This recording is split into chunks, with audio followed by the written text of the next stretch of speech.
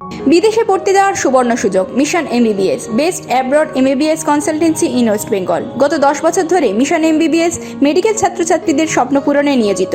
ভর্তির জন্য কল করুন 9732122744 নম্বরে।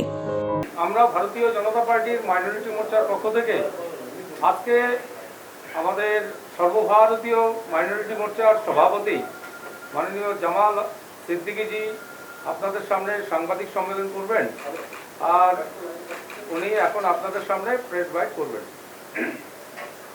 नमस्कार। सबसे पहले तो मैं आप सबसे क्षमा चाहूँगा, थोड़ा विलंब हुआ। भारतीय जनता पार्टी अल्पसंख्यक मोर्चा के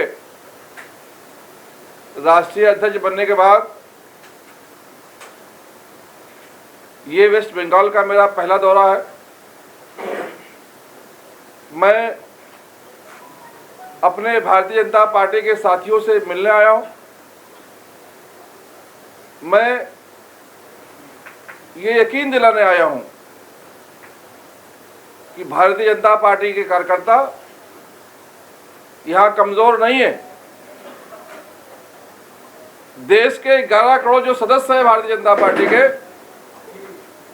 ये सब पश्चिम बंगाल के कार्यकर्ताओं के साथ हैं। जो हत्याएं की जा रही हैं, जो प्रताड़ित किया जा रहा है, जो तृणमूल कांग्रेस की गुंडागर्दी चल रही है, ये तत्काल बंद होना चाहिए। ममता दीदी की जो गुंडागर्दी चल रही है, दहशतगर्दी फैलाई जा रही है, ये तत्काल बंद होना चाहिए, वरना देश भर के कार्यकर्ता भारतीय जनता पार्टी के सदस्य ममता दीदी को सबक सिखाने के लिए बंगाल का रुख कर लेंगे। मुझे भारतीय जनता पार्टी ने अल्पसंख्यक समाज की जिम्मेदारी दी है।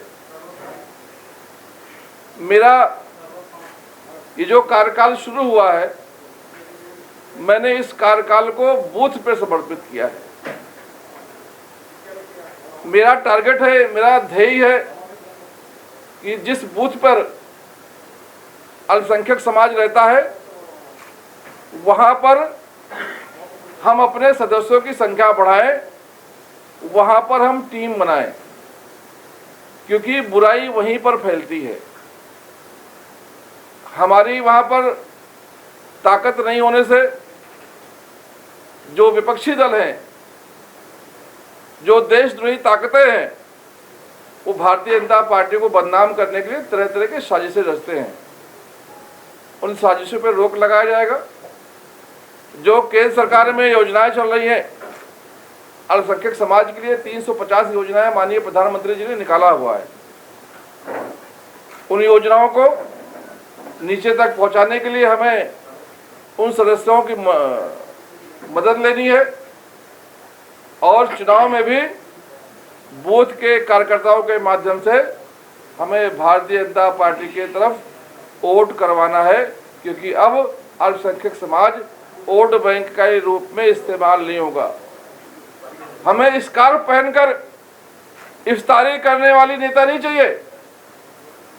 हमें सही मानों में धर्मनिरपेक्ष नेता, जो अपने धर्म को पालन करके देश की तरक्की के लिए, समाज की तरक्की के लिए, लोगों की तरक्की के लिए काम करे। दीदी की जो बहरूपियापन था पश्चिम बंगाल ने वो भी देखा है। जिनके पैरों में चप्पल नहीं होते थे, आज 60-60 हजार के सैंडल पहने जा रहे दीदी को।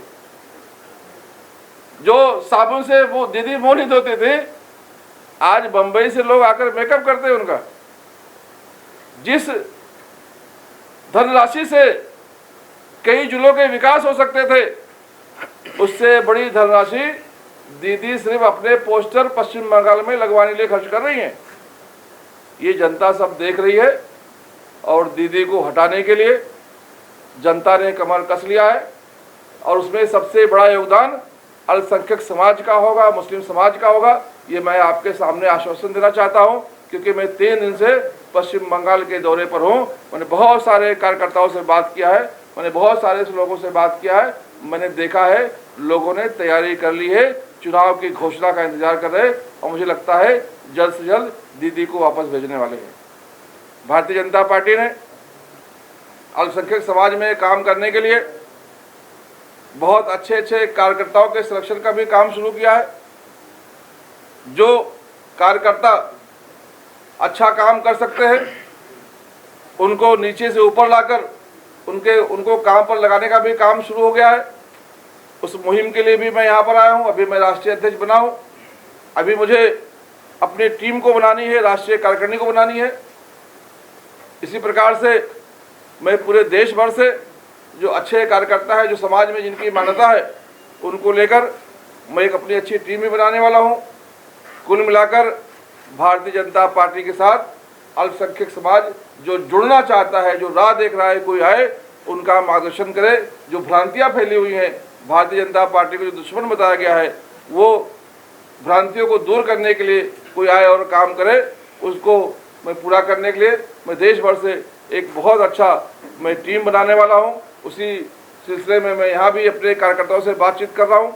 मुझे यकीन है कि पश्चिम बंगाल से भी बहुत अच्छे कार्यकर्ताओं को राष्ट्रीय टीम में अल्पसंख्यक मोर्चे में शामिल किया जाएगा।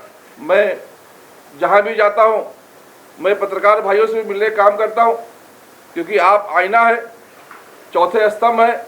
आपके माध्यम से कुछ अगर हमें जानकारी मिल सके जिससे हमें काम करने में आसानी हो, वो भी मैं लेना चाहूँगा। आज मैं आप सबको इसलिए निमंत्रित किया हूँ कि आपसे भी अगर कोई मुझे जानकारी मिल सके जिसको मैं इस्तेमाल करके समाज की उन्नति के लिए, भारतीय जनता पार्टी को मजबूत करने के लिए मैं काम कर सकूं, तो आपका बहुत बड़ा आभार होगा मेरे लिए। मैं चाहूँगा कि आप अपने भी सुझाव मुझे दें।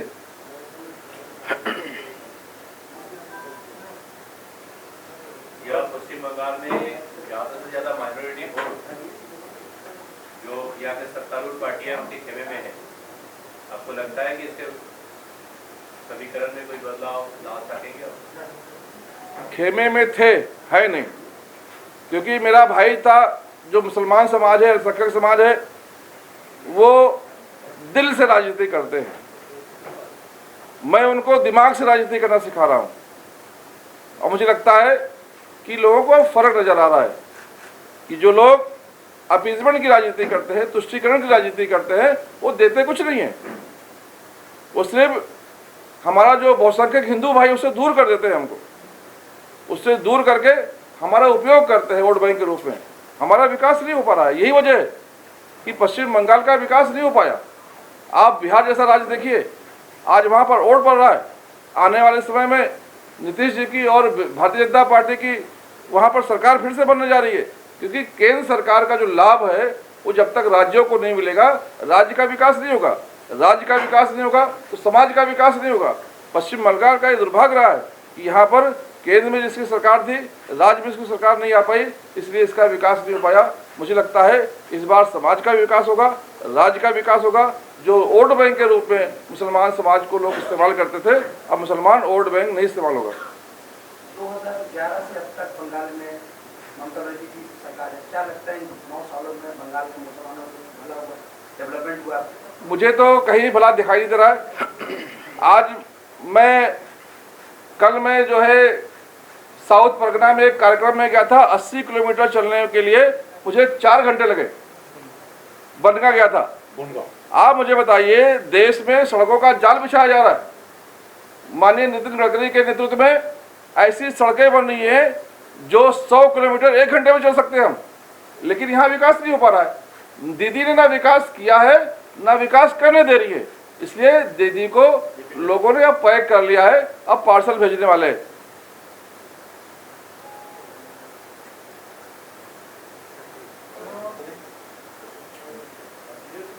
क्या लगता है 2021 में बंगाल के जो माइनॉरिटीज है वो बीजेपी के साथ रहेंगे?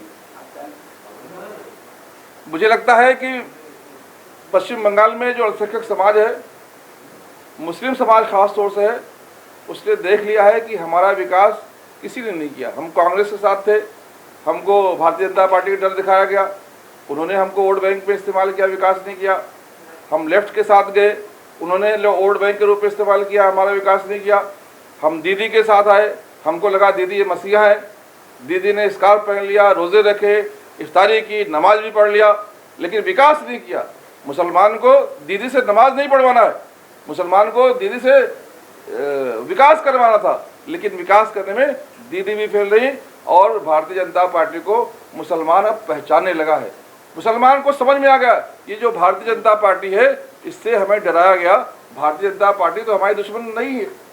भारतीय जनता पार्टी अगर हमारी दुश्मन होती तो जब भारतीय जनता पार्टी की स्थापना हुई थी, मैं आपको थोड़ा पीछे लेके जाऊंगा, 6 अप्रैल 1980 को भारतीय जनता पार्टी बनाई गई। अगर दुश्मन होती तो बनाने वाले में मुसलमान को शामिल किया जाता क्या? जब भारतीय जनता पार्टी बनी तो माननीय अटल बिहारी वाजपेयी जी जो देश ही दुनिया के सबसे लोकप्रिय नेता हुए, वो अध्यक्ष थे। लाल कृष्ण आडवाणी जी महामंत्री थे, जनरल सेक्रेटरी थे। मुरली मनोहर जोशी जी जनरल सेक्रेटरी थे और उनके साथ में थे हाजी नमाजी सिकंदर बख्त। तब से लेकर आज तक भारतीय जनता पार्टी ने मुस्लिम समाज को जोड़ने के लिए दिल से प्रयास किया, दिखावे के लिए नहीं। लेकिन मुझे अफसोस था कि उस वक्त भारतीय जनता पार्टी को लोग पहचान नहीं पाए। कांग्रेस और लेफ्ट और दीदी जैसे बहरूपियों ने उनको रोक कर रखा, ठग कर रखा, उनको भारतीय जनता पार्टी से डरा कर रखा। मुझे खुशी है इस बात की कि अब वो डर दूर हो गया है, सूरज निकल रहा है, कमल खिल रहा है। बंगाल में सीए बहुत बड़ा मुद्दा है अल्पसंख्यक के लिए, इसलिए आप लोग क्या चाहते हैं? सीए कोई नहीं मुद्दा है। ये जो हुआ ये पाप था कांग्रेस लेफ्ट का। मुझे तो ये कहना है कि सीए लाकर माननीय मोदी जी की सरकार ने वो हिंदू भाई, वो पाकिस्तान के अल्पसंख्यक जो यहाँ पर कई पीढ़ियों से 50 सालों से पड़े हुए, जिनकी पहचान नहीं थी, उनको पहचान देने का काम किया। और मुसलमान तो हिंदू भाई का आभारी है। आज अगर हिंदू पड़ोस के बांग्लादेश में देखिए क्या हालत है, पाकिस्तान में देखिए मुसलमानों की क्या हालत है, भय की जिंदगी जी रहे। आज भी जो मुसलमान पाकिस्तान गया हुआ था बंटवारे में, उसको मुहाजिर कहा जा रहा है, उन्होंने एक्सेप्ट नहीं किया।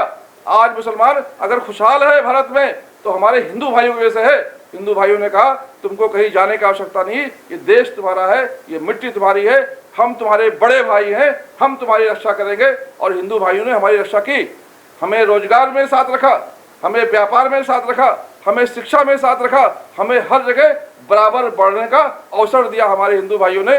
अगर कोई हिंदू भाई वहाँ प्रताड़ित था और यहाँ 50 सालों से पड़ा हुआ था, कांग्रेस ने उनको न्याय नहीं दिया था, तो भारतीय जनता पार्टी ने न्याय दिया, तो क्या बुरा किया। लेकिन जो हिंदू भाई को न्याय मिला तो मुसलमान भाइयों में गुमराह किया गया। मुसलमान भाइयों में ये गैर समझ फैलाई गई कि अब तुमको पाकिस्तान भेज दिया जाएगा। तो जो विरोध हुए वो गैर समझ की वजह से हुए। मुसलमानों को क्या लगा कि हिंदू आएंगे मुसलमान जाएंगे, लेकिन समय रहते हुए हम सभी लोगों ने, समाज के अच्छे लोगों ने, भारतीय जनता पार्टी के कार्यकर्ताओं ने, हम मुसलमान भाइयों को ये समझाने में सफल रहे कि कोई जाएगा नहीं। यहाँ जो पहले से थे उनको सुरक्षा देने के लिए, उनको पहचान देने के लिए हमने नागरिकता देने का कानून बनाया है। वहाँ अगर कोई मुसलमान आना चाहता है उसके लिए भी कानून पहले से मौजूद है। अदनान सामी को हमने नागरिकता दी है। कोई मुसलमान अगर वहाँ से आना चाहता है उसको हम नागरिकता देने के लिए तैयार हैं। और अगर यहाँ के तथाकथित जो मुस्लिम समाज के कुछ लोग हैं जो कांग्रेस की दलाली करते हैं, जो पाकिस्तान के एजेंट हैं, जो भारत में फूट डालना चाहते हैं, मैं उनसे कहना चाहता हूं अगर पाकिस्तान से इतनी मोहब्बत है तो आओ अखंड भारत फिर से बना लेते हैं, हम पूरे पाकिस्तान को शामिल कर लेते हैं, हमें कोई इतराज नहीं।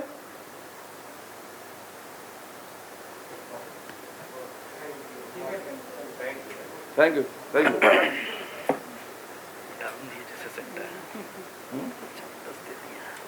Thank you.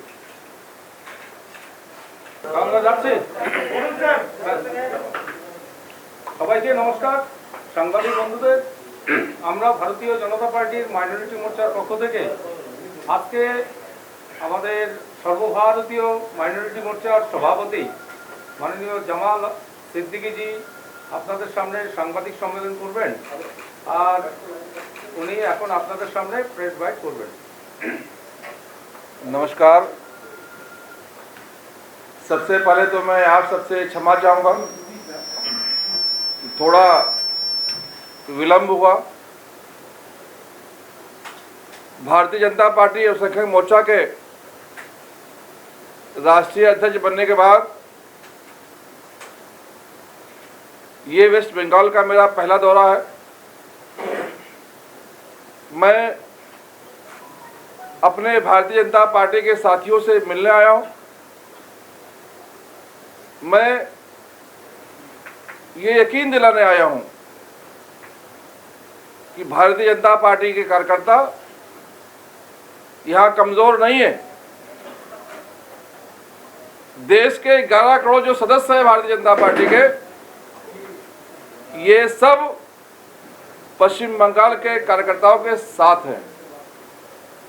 जो हत्याएं की जा रही हैं, जो प्रताड़ित किया जा रहा है, जो तृणमूल कांग्रेस की गुंडागर्दी चल रही है, ये तत्काल बंद होना चाहिए। ममता दीदी की जो गुंडागर्दी चल रही है, दहशतगर्दी फैलाई जा रही है,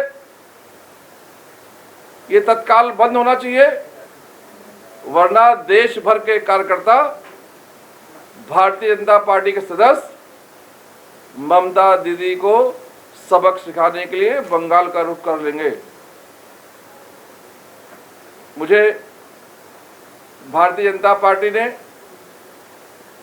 अल्पसंख्यक समाज की जिम्मेदारी दी है। मेरा ये जो कार्यकाल शुरू हुआ है, मैंने इस कार्यकाल को बूथ पर समर्पित किया है। मेरा टारगेट है, मेरा ध्येय है कि जिस बूथ पर अल्पसंख्यक समाज रहता है, वहां पर हम अपने सदस्यों की संख्या बढ़ाएं, वहां पर हम टीम बनाएं, क्योंकि बुराई वहीं पर फैलती है। हमारी वहां पर ताकत नहीं होने से जो विपक्षी दल हैं, जो देशद्रोही ताकतें हैं, वो भारतीय जनता पार्टी को बदनाम करने के लिए तरह तरह के साजिशें रचते हैं। उन साजिशों पर रोक लगाया जाएगा। जो केंद्र सरकार में योजनाएं चल रही हैं अल्पसंख्यक समाज के लिए, 350 योजनाएं माननीय प्रधानमंत्री जी ने निकाला हुआ है। उन योजनाओं को नीचे तक पहुंचाने के लिए हमें उन सदस्यों की मदद लेनी है, और चुनाव में भी बूथ के कार्यकर्ताओं के माध्यम से हमें भारतीय जनता पार्टी की तरफ वोट करवाना है, क्योंकि अब अल्पसंख्यक समाज वोट बैंक का रूप में इस्तेमाल नहीं होगा। हमें स्कार्फ पहनकर इफ्तारी करने वाली नेता नहीं चाहिए। हमें सही मानों में धर्मनिरपेक्ष नेता, जो अपने धर्म को पालन करके देश की तरक्की के लिए, समाज की तरक्की के लिए, लोगों की तरक्की के लिए काम करे। दीदी की जो बहरूपियापन था पश्चिम बंगाल ने वो भी देखा है। जिनके पैरों में चप्पल नहीं होते थे, आज 60-60 हजार के सैंडल पहने जा रहे दीदी को। जो साबुन से वो दीदी मुंह नहीं धोते थे, आज बंबई से लोग आकर मेकअप करते हैं उनका। जिस धनराशि से कई जिलों के विकास हो सकते थे, उससे बड़ी धनराशि दीदी सिर्फ अपने पोस्टर पश्चिम बंगाल में लगवाने के लिए खर्च कर रही हैं। ये जनता सब देख रही है, और दीदी को हटाने के लिए जनता ने कमर कस लिया है। और उसमें सबसे बड़ा योगदान अल्पसंख्यक समाज का होगा, मुस्लिम समाज का होगा। ये मैं आपके सामने आश्वासन देना चाहता हूं, क्योंकि मैं 3 दिन से पश्चिम बंगाल के दौरे पर हूं।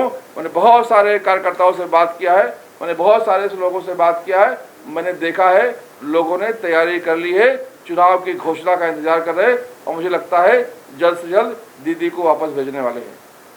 भारतीय जनता पार्टी ने अल्पसंख्यक समाज में काम करने के लिए बहुत अच्छे कार्यकर्ताओं के सिलेक्शन का भी काम शुरू किया है।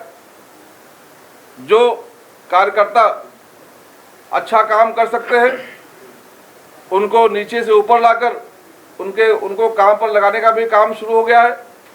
उस मुहिम के लिए भी मैं यहाँ पर आया हूँ। अभी मैं राष्ट्रीय अध्यक्ष बना हूँ। अभी मुझे अपनी टीम को बनानी है, राष्ट्रीय कार्यकारिणी को बनानी है। इसी प्रकार से मैं पूरे देश भर से जो अच्छे कार्यकर्ता है, जो समाज में जिनकी मान्यता है, उनको लेकर मैं एक अपनी अच्छी टीम भी बनाने वाला हूँ। कुल मिलाकर भारतीय जनता पार्टी के साथ अल्पसंख्यक समाज जो जुड़ना चाहता है, जो राह देख रहा है कोई आए, उनका मार्गदर्शन करे। जो भ्रांतियाँ फैली हुई हैं, भारतीय जनता पार्टी को जो दुश्मन बताया गया है, वो भ्रांतियों को दूर करने के लिए कोई आए और काम करे, उसको मैं पूरा करने के लिए मैं देश भर से एक बहुत अच्छा मैं टीम बनाने वाला हूँ। उसी सिलसिले में मैं यहाँ भी अपने कार्यकर्ताओं से बातचीत कर रहा हूँ। मुझे यकीन है कि पश्चिम बंगाल से भी बहुत अच्छे कार्यकर्ताओं को राष्ट्रीय टीम में अल्पसंख्यक मोर्चे में शामिल किया जाएगा। मैं जहाँ भी जाता हूँ मैं पत्रकार भाइयों से भी मिलने का काम करता हूँ, क्योंकि आप आईना है, चौथे स्तंभ है। आपके माध्यम से कुछ अगर हमें जानकारी मिल सके जिससे हमें काम करने में आसानी हो, वो भी मैं लेना चाहूँगा। आज मैं आप सबको इसलिए निमंत्रित किया हूँ कि आपसे भी अगर कोई मुझे जानकारी मिल सके जिसको मैं इस्तेमाल करके समाज की उन्नति के लिए, भारतीय जनता पार्टी को मजबूत करने के लिए मैं काम कर सकूं, तो आपका बहुत बड़ा आभार होगा मेरे लिए। मैं चाहूँगा कि आप अपने भी सुझाव मुझे दें।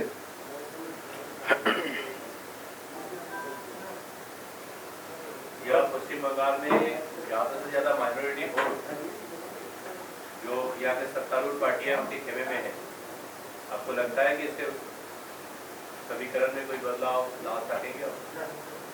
खेमे में थे, है नहीं, क्योंकि मेरा भाई था जो मुसलमान समाज है, अल्पसंख्यक समाज है, वो दिल से राजनीति करते हैं। मैं उनको दिमाग से राजनीति करना सिखा रहा हूँ और मुझे लगता है कि लोगों को फर्क नजर आ रहा है कि जो लोग अपीजमेंट की राजनीति करते हैं, तुष्टीकरण की राजनीति करते हैं, वो देते कुछ नहीं है। वो सिर्फ हमारा जो बहुसंख्यक हिंदू भाई उससे दूर कर देते हैं, हमको उससे दूर करके हमारा उपयोग करते हैं वोट बैंक के रूप में। हमारा विकास नहीं हो पा रहा है। यही वजह है कि पश्चिम बंगाल का विकास नहीं हो पाया। आप बिहार जैसा राज्य देखिए, आज वहाँ पर वोट पड़ रहा है। आने वाले समय में नीतीश जी की और भारतीय जनता पार्टी की वहाँ पर सरकार फिर से बनने जा रही है, क्योंकि केंद्र सरकार का जो लाभ है वो जब तक राज्यों को नहीं मिलेगा, राज्य का विकास नहीं होगा। राज्य का विकास नहीं होगा तो समाज का विकास नहीं होगा। पश्चिम बंगाल का ये दुर्भाग्य रहा है कि यहाँ पर केंद्र में जिसकी सरकार थी, राज्य में इसकी सरकार नहीं आ पाई, इसलिए इसका विकास नहीं हो पाया। मुझे लगता है इस बार समाज का विकास होगा, राज्य का विकास होगा। जो वोट बैंक के रूप में मुसलमान समाज को लोग इस्तेमाल करते थे, अब मुसलमान वोट बैंक नहीं इस्तेमाल होगा। 2011 से अब तक बंगाल में ममता बनर्जी की सरकार है, क्या लगता है इन 9 सालों में बंगाल के मुसलमानों को भला हुआ, डेवलपमेंट हुआ? मुझे तो कहीं भला दिखाई नहीं दे रहा है। आज कल मैं जो है साउथ परगना में एक कार्यक्रम में गया था। 80 किलोमीटर चलने के लिए मुझे 4 घंटे लगे। बनगा गया था। आप मुझे बताइए, देश में सड़कों का जाल बिछाया जा रहा है। माननीय नितिन गडकरी के नेतृत्व में ऐसी सड़कें बन रही हैं जो 100 किलोमीटर 1 घंटे में चल सकते हैं हम, लेकिन यहाँ विकास नहीं हो पा रहा है। दीदी ने ना विकास किया है, ना विकास करने दे रही है। इसलिए दीदी को लोगों ने अब पैक कर लिया है, अब पार्सल भेजने वाले हैं।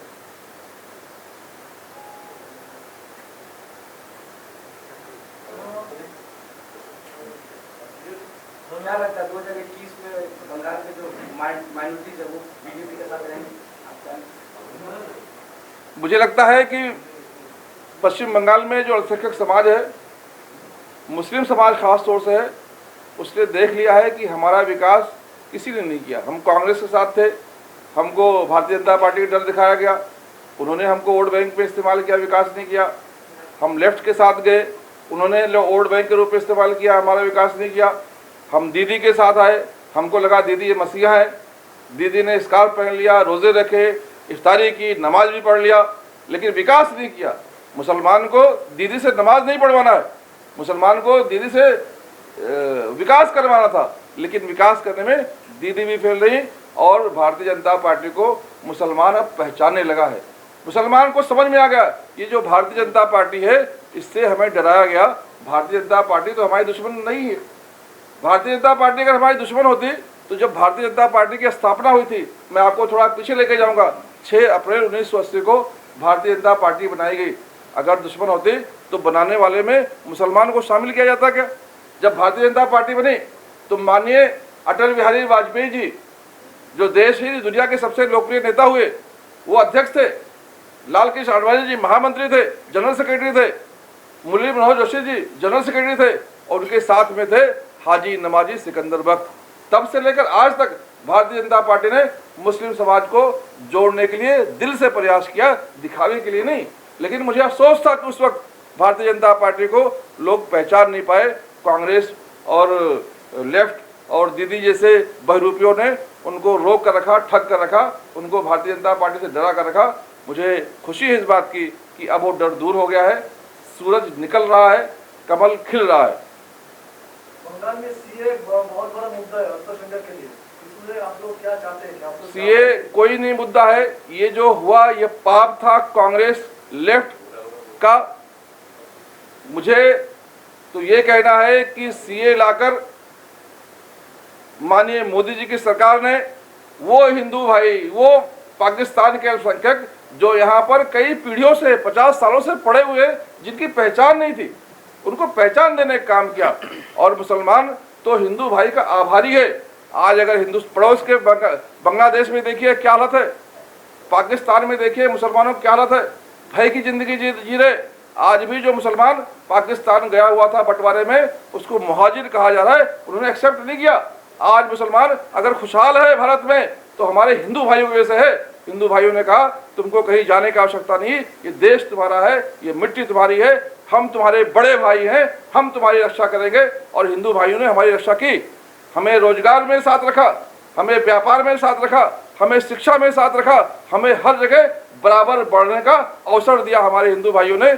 अगर कोई हिंदू भाई वहाँ प्रताड़ित था और यहाँ 50 सालों से पड़ा हुआ था, कांग्रेस ने उनको न्याय नहीं दिया था, तो भारतीय जनता पार्टी ने न्याय दिया, तो क्या बुरा किया। लेकिन जो हिंदू भाई को न्याय मिला तो मुसलमान भाइयों में गुमराह किया गया।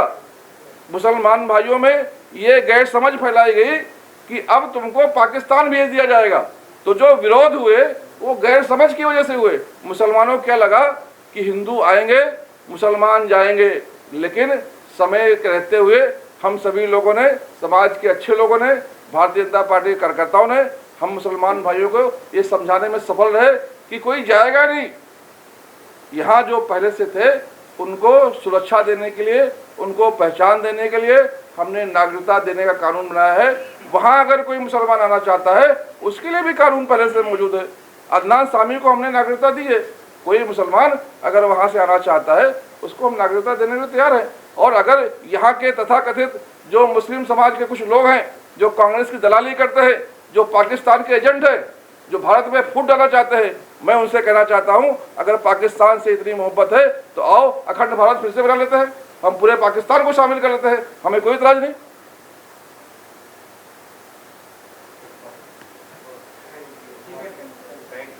Thank you. ইমিউনিটি গড়ে তুলুন আর ভাইরাসকে জয় করুন। আজই নিয়ে আসুন আর্সেনিকা ম্যালবাম, নিম, তুলসী, হলুদ, অশ্বগন্ধা ও গুলঞ্চ নেকটার সমৃদ্ধ NP's immune drop. NP Dutt and son since 1849। Phone number 9875304822।